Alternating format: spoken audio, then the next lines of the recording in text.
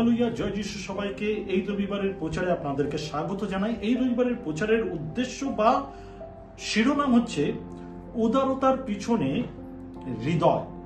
উদারতার পিছনে হৃদয়।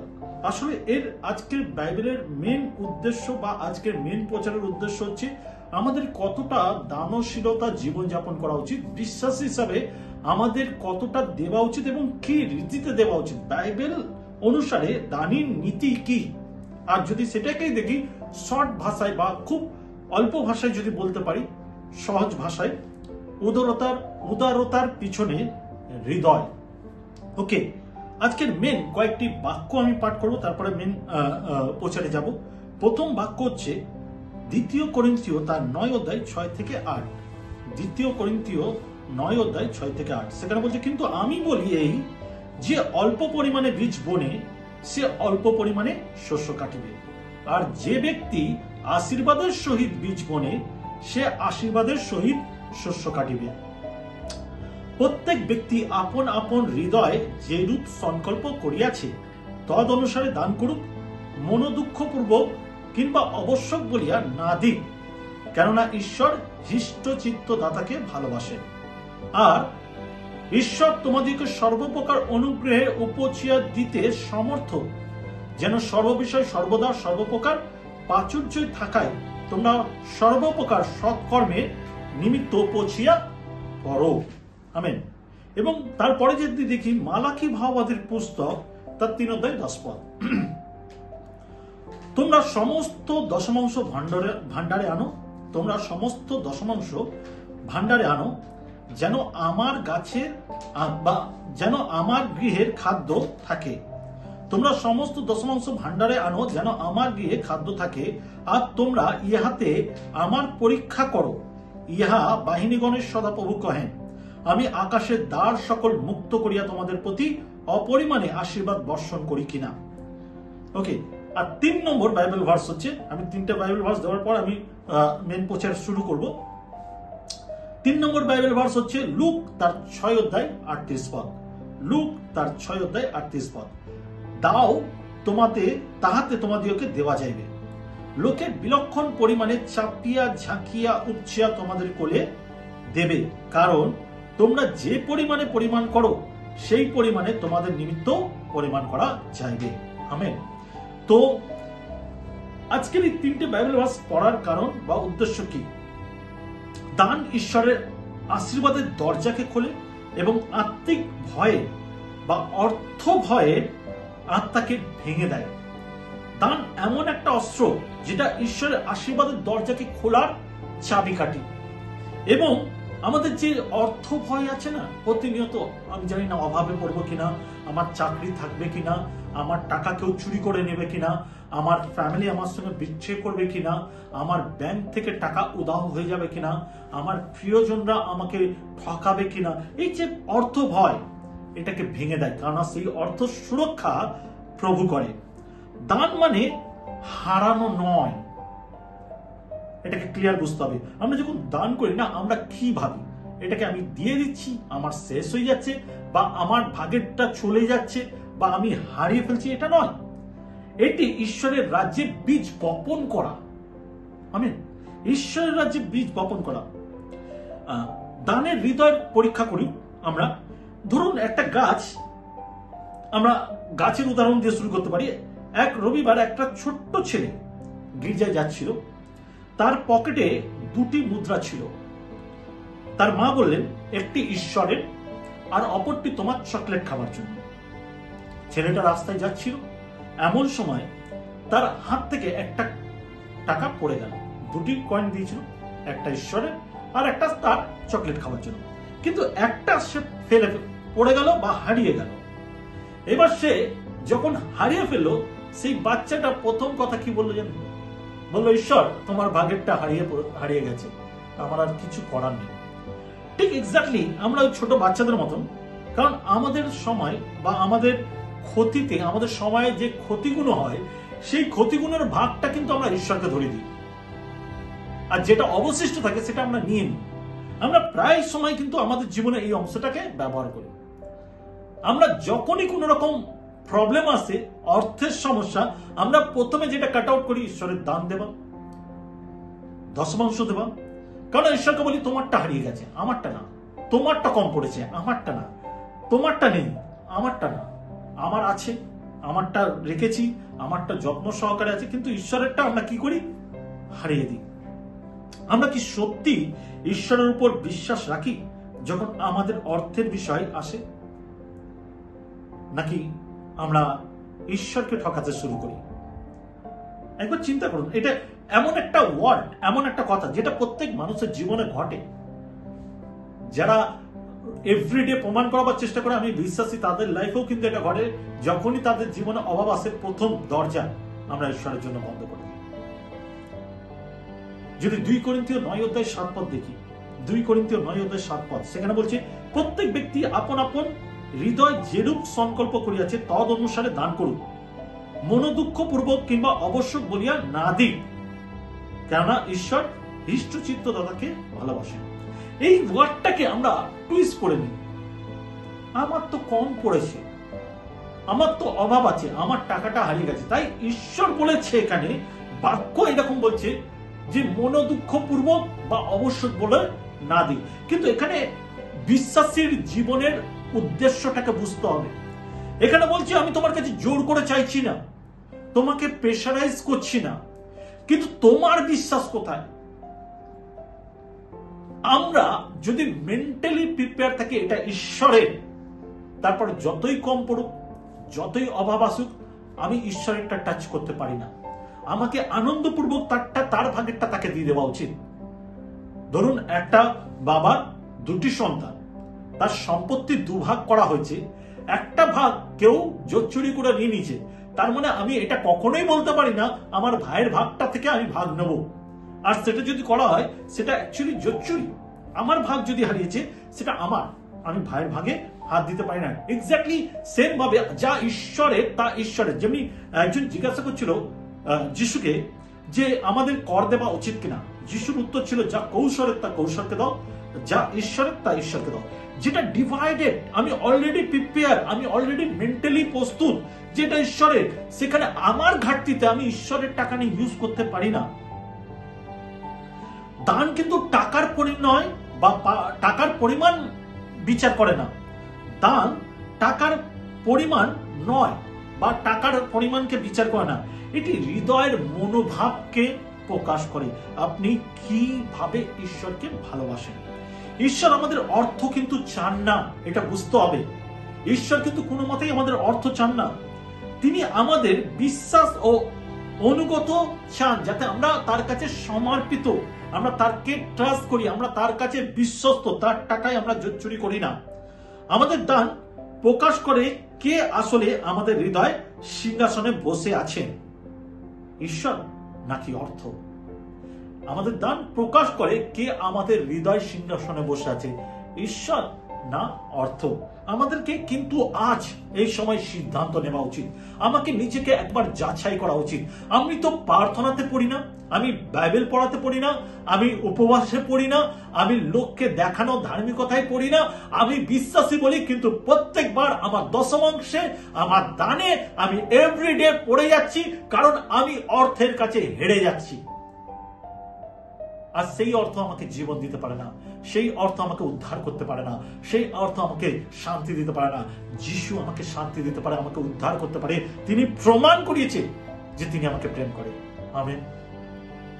দান হলো উপাসনার অংশ, দান উপাসনার অংশ, এটি ঈশ্বরকে সম্মান দেয়। দান হলো উপাসনার অংশ, এটি ঈশ্বরকে সম্মান দেয়। আমরা যদি দেখি হিতোপদেশ তার 3:9-10, হিতোপদেশ 3:9-10, সেখানে বলছে তুমি সদাপ্রভুর সম্মান করো আপনার ধনে আর তোমার সমস্ত দ্রব্যের অগ্রিমাংশে, তাহাতে তোমার গোলাঘর সকল বহু শস্যে পূর্ণ হইবে, তোমার কুণ্ডে নতুন দ্রাক্ষারস উথলিয়া পড়িবে। এর যদি আমি ব্যাখ্যা করি সেটা এরকম হতে পারে, উপাসনা শুধু গান নয়, প্রার্থনা নয়, এটা জীবনযাপনের প্রতিটি অংশে ঈশ্বরকে সম্মান করা, আর্থিকভাবে বা অর্থ দ্বারাও। যখন আমরা দিই, আমরা বলি ঈশ্বরকে, যখন আমরা দিই আমাদের যেটা ঈশ্বরের, সেটা যখন দিই ঈশ্বরকে, তখন ঈশ্বরকে আমরা এটা বলি, ঈশ্বর আমার কাছে পয়সা নয়, তুমি প্রথম, তুমি ফার্স্ট। আমি আমার বেতনের উপর কখনোই আমি নির্ভর করতে পারি না। সেই বেতনের উপরে যদি নির্ভর করি আমি জীবনযাত্রা পরিচর্যা করতে পারবো না। তাই আমি ঈশ্বরকে বলতে পারি। আমরা একটা বাইবেল ভার্স দেখে নিই, মার্ক 12 অধ্যায় 41 থেকে 44। মার্ক 12 অধ্যায় 41 থেকে 44। এখানে সেই বিধবা মহিলা যে 2 সিকি দিয়েছিল সেই ঘটনাটা রয়েছে, আর আমরা পড়ি এটা। আর তিনি ভাণ্ডারের সম্মুখে বসিয়া লোকেরা ভাণ্ডারের মধ্যে কিরূপে মুদ্রা রাখিতেছে তা দেখিতেছিলেন। তখন অনেক ধনবান তাহার মধ্যে বিস্তর মুদ্রা রাখিল। পরে একটি দরিদ্র বিধবা আসিয়া 2টি ক্ষুদ্র মুদ্রা তাহাতে রাখিল, যাহার মূল্য সিকি পয়সা। তখন তিনি আপনার শিষ্যদের কাছে ডাকিয়া কহিলেন, আমি তোমাদেরকে সত্য কহিতেছি, ভাণ্ডারে যাহারা মুদ্রা রাখিতেছে তাহাদের সকল অপেক্ষা এই দরিদ্র বিধবা অধিক রাখিল। কেননা অন্য সকলে আপন আপন অতিরিক্ত ধন হইতে কিছু কিছু রাখিল, কিন্তু এ নিজ অনাটন হইতে যাহা কিছু ছিল সমস্ত জীবনোপায় রাখিল। সমস্ত জীবনোপায় মানে যা কিছু তার জীবনের উপার্জন করেছিল সমস্ত রেখেছিল। ঈশ্বর দান পরিমাপ করে না আমরা কতটা দিচ্ছি তার উপরে, বরং কতটা নিজের জন্য রেখে তারপরে ঈশ্বরকে দিচ্ছি, এটা কিন্তু ঈশ্বর দেখে। ওকে, সত্যিকারের দান আসলে কৃতজ্ঞতা। সত্যিকারের দান আসলে কৃতজ্ঞতা ও ভালোবাসা থাকে। কর্তব্য বা ভয়ে দেবা এটা কৃতজ্ঞতা বা ভালোবাসাকে প্রকাশ করে না। আমার কর্তব্য তাই দিচ্ছি, নালে লোকে কি বলবে, জানি না আমি যদি না দিই তাহলে আমার কি ঘটবে, এটা হচ্ছে ভয়। আর লোকে কি বলবে এটা কর্তব্য। কিন্তু সত্যিকারের দান আসে কৃতজ্ঞতা থেকে, যে প্রভু তুমি আমার জন্য মূল্য চুকিয়েছো, আমি জানি তুমি আমার অর্থকে বহুগুণে বৃদ্ধি করবে। ওকে, 3 জন সদস্যকে আমি চাইবো এই সময়, যারা ক্যাম্পাস চার্চে আছে তাদেরকে আমি রিকোয়েস্ট করবো এই বাক্যের শেষে, এখন নয়, বাক্যের শেষে 3 জন যাদের জীবনে ঈশ্বর মিরাকেল করেছে। ধরুন আপনি এক্সট্রা দান দিয়েছেন, বা দশমাংশ দিয়েছেন, বা আপনি কাউকে চার্চে খাওয়ার জন্য কিছু ডোনেশন করেছেন, বা কাউকে সাহায্য করেছেন, আর তারপরে ঈশ্বর কি মিরাকেল করেছে। কেউ যদি থাকেন অবশ্যই আজকে শেয়ার করুন আপনি দেওয়ার দরুন কি আশীর্বাদ পেয়েছেন, এবং সেটা খুব গুরুত্বপূর্ণ, আপনাকে শেয়ার করা উচিত যে ঈশ্বর কিভাবে আশীর্বাদ করেছে। 3 জন আজকের মণ্ডলীতে আপনারা এটা শেয়ার করবেন। যখন আপনি দান করেন মনে রাখবেন আপনি কিছু হারাচ্ছেন না, আপনার শেষ হয়ে যাচ্ছে না, আপনি আপনার দানের মাধ্যমে ঈশ্বরকে ভালোবাসা দেখাচ্ছেন। ওকে, এবার 2 নম্বর পয়েন্টে আসি, যেটা হচ্ছে দশমাংশ। দশমাংশ আমরা অনেক বিশ্বাসীরাই দেওয়া বন্ধ করে দিই আমাদের সিচুয়েশন অনুসারে।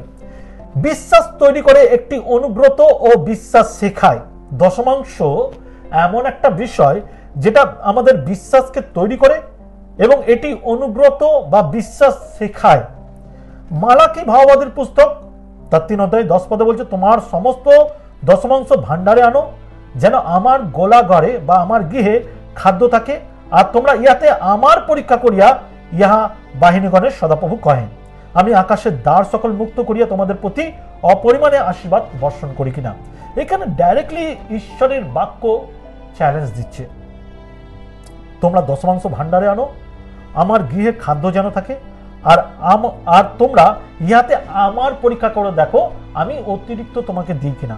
এখানে ডাইরেক্টলি বলছে দশমাংশ শব্দের অর্থ 10 ভাগের 1 ভাগ। আপনার স্যালারি যদি 1000 টাকা হয় তার 1 ভাগ হচ্ছে 100 টাকা। আপনার যদি 10,000 টাকা স্যালারি হয় তাহলে তার 1 ভাগ হচ্ছে 1000 টাকা। এমনি করে আমাদের কিন্তু তার 1 ভাগই দেওয়া উচিত, তার থেকে কম নয়। অনেক বিশ্বাসী তারা কিন্তু ঈশ্বরকে ঠকায়। তারা যদি 4000 টাকা স্যালারি পায় তারা 100 টাকা দেয় আর বলে এটা টাইট বা দশমাংশ। এই কার্যকে আপনার জীবনে করা উচিত নয়, আপনি ঈশ্বরকে ঠকাচ্ছেন। যদি দিতে হয় ভালোবাসার সঙ্গে দিন। আমেন। আদি পুস্তক তার 14 অধ্যায় 20 পদ বলছে, আর পরাৎপর ঈশ্বর ধন্য হন, আর পরাৎপরের ঈশ্বর ধন্য হন, যিনি তোমার বিপক্ষকে তোমার হস্তে সমর্পণ করিয়াছেন।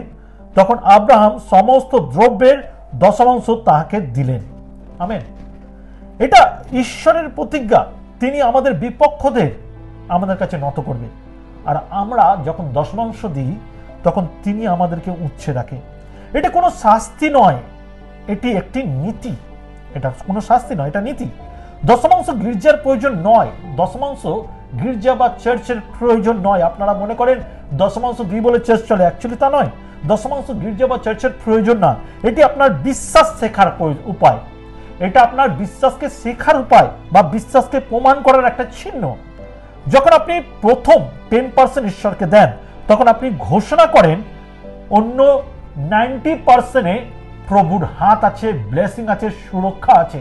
এই 90% না আপনার ডক্টরের বাজেভাবে উড়ে যাবে, না আপনার চুরি হবে, না আপনার কোনোভাবে ক্ষতি হবে, কারণ ঈশ্বর এই বাকি 90%-এ তার হস্তকে বিস্তার করে। আপনি দেখবেন যারা দশমাংশ দানকারী তাদেরকে জিজ্ঞাসা করবেন, তাদের পয়সা অপচয় উড়ে যায় না, তাদের পয়সা ডক্টরের ঘরে চলে যায় না, তাদের টেস্টে খরচা হয় না, তাদের পয়সাকে ঈশ্বর সুরক্ষিত করে, চুরিও হয় না। এটি যেন সমস্ত রুটির মধ্যে এক টুকরো যে বেকারি রুটি বানিয়েছে, যেখানে রুটি বানানো হয়, ওই সমস্ত রুটি বানিয়ে দিয়েছে আর তাকে এক টুকরো ভেঙে দেওয়ার মতো। তাতেও আমরা প্রতিবাদ করি, চুরি করি, কেড়ে নিই, কিন্তু সে তো সমস্ত কিছুই আমাকে দিয়েছে, তার মধ্যে দিয়ে একটুকুনি আমি তার ভাগেরটা তাকে দিই। বাইবেলিক উদাহরণ যদি দেখি, যখন ইসরায়েলিরা প্রতিশ্রুতি ভূমিতে প্রবেশ করেছিল, যদি এটা দেখি দ্বিতীয় বিবরণে, যেখানে ইসরায়েল জাতিকে প্রতিশ্রুতি ভূমি দেওয়া হয়েছিল, সেই স্টোরিটা যদি দেখি, সেখানে কি বলছে, তোমার ঈশ্বর সদাপ্রভুর অধিকারের অর্থে যে দেশ তোমাদেরকে দিয়েছেন, তুমি যখন সেই দেশে উপবিষ্ট হইয়া তা অধিকার করিবে ও তথায় বাস করিবে, তৎকালে তুমি ভূমির যাবতীয় ফলের তোমার ঈশ্বর সদাপ্রভুর যে দেশ তোমাকে দিতেছে, সেই দেশের উৎপন্ন ফলের অগ্রিমাংশ হইতে কিছু কিছু লইয়া চুপড়িতে করিয়া, মানে ঝুড়িতে করিয়া, তোমার ঈশ্বর সদাপ্রভুর আপন নামের বাসস্থানে যে স্থান মনোনীত করিবে, সেই স্থানে গমন করিবে। এটি ছিল একটি স্মরণক। আমরা যা কিছুই পাই সবই ঈশ্বরের কাছ থেকে পাই। আমেন। এখানে দুটি বিষয় খুব পয়েন্টেড। প্রথমত, সেই প্রতিশ্রুতি ভূমি যা দিয়েছিল, সেই ভূমি যা উৎসর্গ করেছে, যা উৎপন্ন করেছে, ঈশ্বরের গৃহে দেবা। দ্বিতীয় পয়েন্ট হচ্ছে, ঈশ্বর যে গৃহকে মনোনীত করে, মণ্ডলী হচ্ছে ঈশ্বরের মনোনীত জায়গা, মণ্ডলী তার দেহ, তাই মণ্ডলীতেই দেওয়া উচিত, অন্য কোনো জায়গায় নয়। যখন আপনি প্রথমে আপনার 10 ভাগ দেন, আপনি ঘোষণা করেন, ঈশ্বর আপনি আমার উৎস, আমার চাকরি আমার উৎস নয়, আমার কর্ম আমার উৎস নয়, ঈশ্বর আমার উৎস। ওকে, এই টাকার ক্ষতি নয়, এটি বিশ্বাসের বিনিয়োগ, মানে বিশ্বাসের দেবা। ওকে, 3 নম্বর পয়েন্ট, উদারতা আশীর্বাদকে বাড়ায়। উদারতা আশীর্বাদকে বাড়ায়। তুমি যা বপন করো তাই কাটবে, এটা ক্লিয়ার। আমরা যা বুনবো তাই কাটবো। কেউ আম গাছ লাগিয়ে আপেল গাছে আপেল পায় না, আম গাছ লাগালে আম পাবো, অ্যাপেল লাগালে অ্যাপেল পাবো। তো যা বুনবে তাই কাটবে। 2 করিন্থীয় 9 অধ্যায় 6 পদে বলছে, কিন্তু আমি বলি এই, যে অল্প পরিমাণে বীজ বোনে সে অল্প পরিমাণে শস্য কাটিবে, আর যে ব্যক্তি আশীর্বাদের সহিত বীজ বোনে সে আশীর্বাদের সহিত শস্য কাটিবে। একজন কৃষক আছে, সে হয়তো এক্ষুনি সব বীজ খেয়ে ফেলতে পারে। ধরুন একজন চাষি, সে বীজ কিনেছে, আর কিনে নিয়ে সে চিন্তা করছে আমি চাষ করব, এই বীজগুলো আমার জমিতে ছড়াবো। কিন্তু তার কি মনে হলো যে না, আগে খেয়ে বাঁচি, তাই কি করলো, সে সমস্ত বীজগুলো রান্না করে খেয়ে নিল। হয়তো সেই সময় আনন্দ করে খাবে, কিন্তু একবারের জন্য। তারপরে সারা মাস সারা বছর তাকে না খেয়ে থাকতে হবে। কিন্তু সে যদি সেই সময় ওই অল্প বীজ বনে, মন দিয়ে শুনি, সেই সময় অল্প বীজ যদি সে বোনে তাহলে সে সারা বছর আনাজ পাবে, কারণ সেই বীজ বহু গুণে ফল দেয়। ঠিক দশম অংশ আমাদের কিন্তু আসল বপন, যেটা একবারের জন্য আমি মুরগি এনে খেতে পারি, আমি চিকেন এনে খেতে পারি, আমি মাটন এনে খেতে পারি, ঘরে উল্লাস করতে পারি।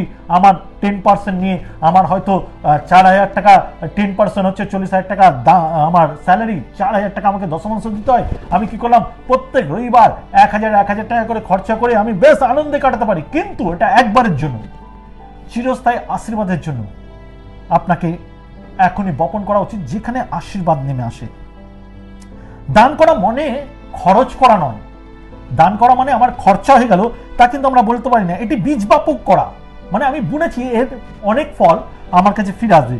যখন আপনি ভালোবাসা থেকে দান করেন, আপনি আশীর্বাদকে বীজ বপন করেন। যখন আপনি ভালোবাসা থেকে বপন করেন, তখন আশীর্বাদের বীজকে বপন করেন, যা ঈশ্বর সময় বৃদ্ধি করে, প্রত্যেক সময় সেটাকে বৃদ্ধি করে। আমরা বাইবেলের যদি রেফারেন্স দেখি, সেখানে সেই ছেলেটাকে দেখতে পাই যে 5টা রুটি আর 2টি মাছ এনে দিয়েছিল। যোহন 6:1-14 সেখানে সেই শিশুটির ঘটনা লেখা রয়েছে। আমি পুরোটা পড়বো না, আমি জাস্ট মনে করে দিতে চাই, সেই শিশুটা যখন যিশু বললো তোমাদের কাছে কারো কাছে কিছু আছে কিনা, সে 5টা রুটি 2টি মাছ নিয়ে গিয়ে দিল। সে যিশুকে যখন দিল, যিশু কি করলো, সেই 5টা রুটি আর 2টি মাছ তুলে উৎসর্গ করলো, আর 4,000-5,000 লোককে তিনি খাওয়ালেন। এটাই কিন্তু যিশু প্রমাণ করেছিলেন যে যা কিছু আমাদের আছে, আমাদের বলে আমরা দাবি করি, সেই সমস্ত যখন আমরা ঈশ্বরকে দিই, সেটা তিনি বৃদ্ধি করেন। আমেন। আপনি কখনো ঈশ্বরের চেয়ে বেশি দিতে পারবেন না। ঈশ্বর যা দেয় আর তার থেকে বেশি আমরা ঈশ্বরকে দিতে পারি না। আমি কখনোই বলতে পারি না আমি অনেক দিয়ে দিয়েছি, ঈশ্বরকে আমি এইবারে অনেক বেশি দিয়েছি। আমি ঈশ্বরকে কখনো ঈশ্বরের থেকে বেশি দিতে পারি না। ঈশ্বর আমাকে যা দেয় তার 1/6 আমি তাকে রিটার্ন করতে পারি না। যখন আপনি মুক্তভাবে দেন, ঈশ্বর মুক্তভাবে ঢেলে আপনাকে দেয়। দান লোভের আত্মাকে ভাঙে এবং অনুগ্রহের প্রবাহ খুলে দেয়। অনুগ্রহের প্রবাহকে খুলে দেয়। দরজা বন্ধ রয়েছে আপনার আশীর্বাদের। আপনি দান না করার দরুন আপনার জীবনে আশীর্বাদ আসে না। একটি দান লক্ষ্য স্থির করুন। আপনাকে মান্থলি একটা লক্ষ্য স্থির করা উচিত। কিছু দান আপনাকে গির্জের মানে চার্চের কাজের জন্য দেওয়া উচিত, কিছু দান আপনাকে শিশুদের হেল্প করা, যদি চার্চে কোনো রকম শিশুদের কাজ হচ্ছে, স্কুল বা কোনো কিছু, তাতে দেওয়া উচিত। কিছু দান আপনাকে মণ্ডলীর মিশন কাজ, সুসমাচার প্রচারের জন্য দেওয়া উচিত, এবং সেটা লিখে আপনাকে প্রার্থনাপূর্বক সেটাকে দেওয়া উচিত, কারণ এটা আপনার জীবনে আশীর্বাদকে আরো নিয়ে আসবে। যদি আপনি কখনো 10 ভাগ শুরু না করেন, আজ থেকেই আপনি সিদ্ধান্ত নিন যে আমি আমার 10% বা টাইট আমি আমার ঈশ্বরকে আমি দেব। প্রতিবার দান করার সময় ঈশ্বরকে ধন্যবাদ দিন ও হাসুন, হাসতে হাসতে ধন্যবাদ দিন। দান বা আপনি যখন টাইপ দিচ্ছেন, সেটা যেন মনোদুঃখপূর্বক না হয়, আপনি যেন হাসতে হাসতে আনন্দের সঙ্গে সেই বীজ বপন করেন। এটাই সত্য উপাসনা। গান, প্রার্থনা, আরাধনা এটা শুধু উপাসনা নয়, আসল উপাসনা হচ্ছে এটা। কাউকে উৎসাহ দিন, এমন কাউকে উৎসাহ দিন যে চার্চে তো আসে, বিশ্বাসী কিন্তু দশমাংশ দান দেয় না। আপনি আপনার টেস্টিমনি, আপনার জীবনের যে উদ্ধার, সেটাকে শেয়ার করুন। কোনো বন্ধু, কোনো আত্মীয় স্বজন, কাউকে আপনি শেয়ার করুন। আমি একটা বাইবেল ভার্স আপনার সঙ্গে শেয়ার করতে চাই। লুক তার 6:38 লুক তার 6:38 সেখানে বলছে, দাও তাহাতে তোমাদেরকে দেওয়া যাইবে, লোকে বিলক্ষণ পরিমাণে চাপিয়া ঝাঁকিয়া উপচিয়া তোমাদের কোলে দেবে, কারণ তোমরা যে পরিমাণ করো, সেই পরিমাণে তোমাদের নিমিত্ত পরিমাণ করা যাবে। যেমনি লোকের জন্য সেবা করবে, মণ্ডলীর জন্য যেমনি অঝরে ঢেলে দিবে, সেইভাবেই ঈশ্বর তোমাকে ঢেলে দিবে। শেষের দিকে আছি আমরা। 3টি বিষয় আমি আপনাকে মনে করে দিতে চাই, এই বাক্যের মেন 3টি পয়েন্ট। ঈশ্বর তোমার কাছ থেকে কিছু নিতে চান না। ক্লিয়ার কথা শুনুন, ঈশ্বর আপনাদের কাছ থেকে কিছু নিতে চান না। তিনি আপনাকে আশীর্বাদ করতে চায়। 2 নম্বর, যখন আপনি আনন্দের হৃদয় দাও বা দেন, তখন আপনি ঈশ্বরের উদ্দেশ্যে সহকর্মী হও। 3 নম্বর, টাকা সাময়িক, কিন্তু যা তুমি ঈশ্বরের রাজ্যে বপন করো তা চিরস্থায়ী। টাকা কিছুক্ষণের জন্য বা কিছু কালের জন্য, কোনো ব্যক্তি নিজের কাছে টাকা চিরকালের জন্য রাখতে পারে না, কিছু কালের জন্য। কিন্তু যা তুমি ঈশ্বরের রাজ্যের জন্য বপন করো, ঈশ্বর তা চিরস্থায়ী করে দেয়। আমেন। আসি, আমি বিশ্বাস করি আজকের বাক্য আপনাকে উৎসাহিত করেছে। সেই জন্য আমরা আজকে এই সময়, আমি জানি অলরেডি আপনি দান দিয়ে দিয়েছেন, তবুও আমরা আমাদের ক্যাম্পাস চার্চ এবং মেন চার্চে আমরা এটা উদ্যোগী নিয়েছি। আজ একবার আপনি আপনার ভালোবাসাকে প্রমাণ করুন, একটা উদ্যোগ নিন এবং লক্ষ্য নিন আজকের আপনি কিছু ঈশ্বরের জন্য করবেন, ঈশ্বরের গৃহের জন্য, ঈশ্বরের রাজ্যের সুসমাচারের জন্য, মিশন বা শিশুদের জন্য বা চার্চের ডেভেলপমেন্টের জন্য বা রেনোভেটের জন্য আপনি যদি কিছু দিতে চান। এখন আবার আমরা এক্সট্রা দান তুলব, তো আমি আপনাকে রিকোয়েস্ট করব আজই এই সময় আপনি সিদ্ধান্ত নিন আপনি কিছু ঈশ্বরকে দিবেন। এবং সাথে যারা ইউটিউব চ্যানেলে শুধু আমাদের প্রচার দেখেন, তাদের জন্য কিউআর কোড দেওয়া হচ্ছে, আপনি এখানে স্ক্যান করে আপনিও কিন্তু টাইট দেওয়া শুরু করতে পারেন, বা আপনি এই মণ্ডলীর জন্য উপহার বা আপনার বীজ বপন করতে পারেন। আসি, আমি প্রার্থনা যাই আপনাদের জন্য যারা দেবে বলে মেন্টালি প্রিপেয়ার হচ্ছেন, কারণ আমি ঘোষণা করি আপনি যেটা দিচ্ছেন তার অধিক ঈশ্বর যেন আপনাকে দেয়। আপনার জীবনে যেন অর্থ ইম্পর্টেন্ট না হয়, ঈশ্বর ইম্পর্টেন্ট হয়। আপনি দুঃখপূর্বক নয় কিন্তু আনন্দের সঙ্গে দিতে শুরু করেন, যাতে ঈশ্বর আপনাকে আরো দিতে শুরু করেন। তো আসি, প্রার্থনা যাই। পবিত্র পিতা, আমি প্রার্থনা করি আজকে এই বাক্যকে তুমি আশীর্বাদ করো প্রভু। আমাদের জীবনের ব্লেসিংকে খোলার দরজা বা চাবিকাঠি হচ্ছে দেওয়া, তাই যেন আমরা দিতে শুরু করতে পারি। অভাব বলে আমরা দেব না, সেটা যেন আমাদের জীবনে না আসে। অভাব বলেই যেন আমরা দিই, যাতে আমাদের জীবনে আশীর্বাদ ফিরে আসে। তাই পিতা, এখন যারা মনোপূর্বক আত্মায় প্রিপেয়ার তোমার রাজ্যের জন্য দেবা, তুমি তাদেরকে আশীর্বাদ করো। এবং যারা দিচ্ছে এবং এই মণ্ডলীতে দশমাংশ দানকারী বা প্রভু গিফট বা তোমার রাজ্যের জন্য কিছু দেয়, এক্সট্রা উপহার, তাদের প্রেমকে প্রকাশ করে, আমি বিনতি করি এবং ঘোষণা করি তাদের ফাইন্যান্সিয়াল ব্লেসিং দাও প্রভু। তাদের অর্থকে সুরক্ষিত রাখো, সেই শয়তান মামনের হাত থেকে রক্ষা করো এবং তোমার আশীর্বাদ যেন বর্ষণ হতে পারে। যিশু নামে এই প্রার্থনা চাই, আমেন। সাথে আমি আপনাদেরকে মনে করে দিতে চাই, আপনি চাইলে আমাদের পার্টনার হতে পারেন বা আমাদের সহকর্মী হতে পারেন, খুব ইজি। এর জন্য আপনাকে কোনোভাবে কোনো এক্সট্রা কাজ করতে হবে না। জাস্ট আপনি এটাকে, এই বাক্যকে আপনার প্রিয়জন, আপনার রিলেটিভ, তাদের কাছে শেয়ার করে দিন।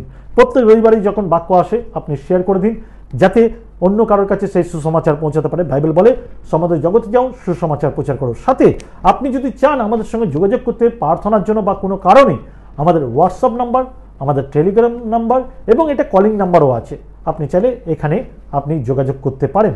আমাদের স্টাফ আপনার সঙ্গে যোগাযোগ করে নেবে। সাথে আপনাকে মনে করে দিতে চাই, যদি বাক্য ভালো লেগে থাকে বা অন্য কোনো দেশ থেকে আপনি কাজে রয়েছেন বা কোনো কাজে আপনি বাংলায় শোনেন, তাহলে অবশ্যই সেই দেশের বা সেই জায়গার নামকে লিখে আর এই বাক্যের জন্য আপনি কমেন্ট শেয়ার করবেন, যাতে আমরা আরও উৎসাহিত পাই আপনার কাছে বা ঈশ্বরের বাক্যকে আপনাদের কাছে তুলে ধরার জন্য। ভালো থাকবেন, সুস্থ থাকবেন, প্রভু অনেক আশীর্বাদ করুক। ফাইন্যান্সিয়াল ব্লেসিং যেন আপনাদের জীবনে নেমে আসে, অর্থের আশীর্বাদ যেন নেমে আসে আপনাদের চাকরি জীবন, আপনাদের বিজনেস ক্ষেত্র, আপনাদের গৃহে, আপনাদের পরিবারে অর্থ ব্যবস্থা যেন নেমে আসে। এই অর্থ আপনাদেরকে চুরি করে না নেয়, কিন্তু এই অর্থ যেন আরো ঈশ্বরের কাছে করতে পারে। ভালো থাকবেন, সুস্থ থাকবেন, সবাইকে জয় যিশু।